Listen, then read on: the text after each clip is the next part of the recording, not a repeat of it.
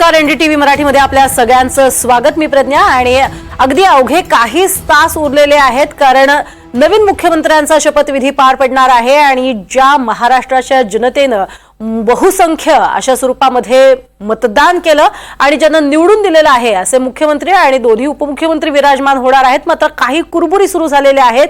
उपमुख्यमंत्रीपदी 2 शपथ होणार की एकच, याचा सस्पेन्स अजूनही कायम आहे। यासह इतरही महत्त्वाच्या घडामोडी पाहायच्या आहेत। सुरुवातीला एक नजर टाकूयात आतापर्यंतच्या महत्त्वाच्या बातम्यांवरती। त्यामध्ये शपथविधीला अवघे काही तास उरलेले आहेत आणि या निमित्तानं फडणवीसांनी सिद्धिविनायक आणि मुंबादेवीचं दर्शन घेतलेलं आहे। त्यानंतर गोमातेचं पूजन केलेलं आहे।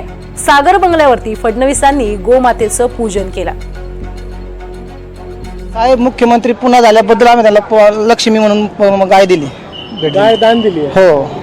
कुठून आले तुम्ही? शिरूरमधून अहमदाबाद। 2 गायी दान दिल्या। हो, पूजेसाठी आणले ते आम्ही।